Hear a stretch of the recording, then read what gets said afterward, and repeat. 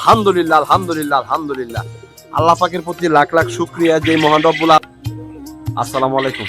আমার সাথে আসেন, আপনারা দেখাই একটা জিনিস দেখাই যে আমি তাজুরুল কতটুকু সফলতার পথটাকে কাছে নিয়ে আসতে পারছি এবং আপনাদেরকে কতটুকু দেখাইতে পারতেছি। কাছে আসেন, ক্যামেরাটা কাছে নিয়ে আসো।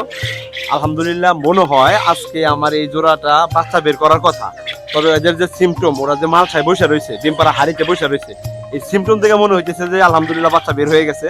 তো বাচ্চা বের হয়েছে কিনা বা কতটুকু কিরকম এটা আপনাদেরকে ভিডিও আকারে দেখাই। একটু কাছে নিয়ে আসো, একদম আমার অডিয়েন্স যারা স্পষ্ট যাতে বুঝতে পারে, কাছে নিয়ে যাও। হ্যাঁ হ্যাঁ, একটু এভাবে এভাবে ধরো, হ্যাঁ এভাবে ধরো, ঠিক আছে। আমি কাছে নিয়ে আসি, একদম ক্লিয়ার দেখানোর চেষ্টা করবা।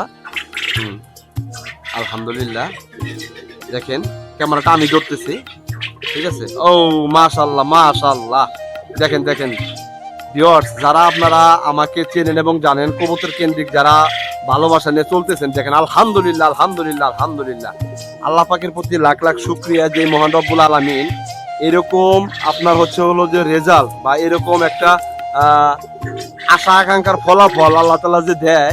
হ্যাঁ দেখেন, দুটো বাচ্চাই এই যে কিছুক্ষণ আগে বের হয়েছে, দেখেন এই যে দেখেন, এই যে দুইটা ডিমের খোসা এখানে আমার হাতে রয়ে গেছে এবং দুটো বাচ্চা কিন্তু মাশাআল্লাহ মাশাআল্লাহ।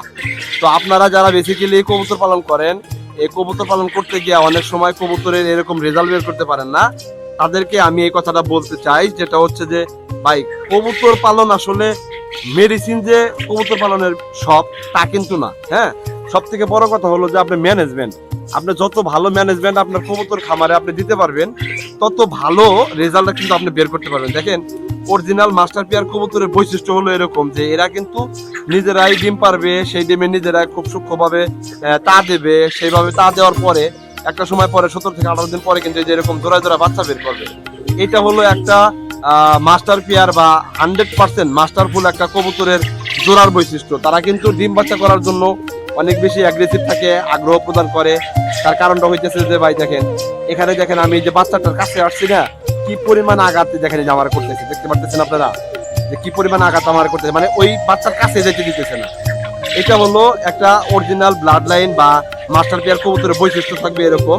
তো বেসিক্যালি আপনারা যারা কবুতর পালন সম্পর্কে জানতে চান, তারা অবশ্যই আমি তাজুল ভাইয়ের সাথে আপনারা অলওয়েজ কন্ট্যাক্ট রাখবেন এবং হাই হ্যালো করবেন, যাতে করে আপনাদের একটা সমস্যা সমাধানের একটা গাইডলাইন আপনাদেরকে মেসেজ আকারে আমি দিয়ে আসতে পারি এবং কবুতর জগতের সকল বিষয়গুলো আপনাদের সামনে ভিডিও আকারে তুলে ধরতে পারি। এই চিন্তা চেতনা নিয়ে যেহেতু আমি কাজ করতেছি, এখানে আর একটা কবুতরের বাচ্চা দেখতে পাচ্ছেন আপনারা, নেক্সট ডাউনে দেখেন এই যে আর একটা কবুতরের বাচ্চা দেখতেছেন। তো এগুলা হয় কি আপনার হচ্ছে অরিজিনাল ব্লাড লাইনের উপর ডিপেন্ড করে এই রেজাল্টগুলো বের করা যায়, আর এগুলা আপনার সর্বোপরির জন্য খুব ভালো একটা রেজাল্ট আমাকে দিয়ে আসতেছে বরাবরের মতো।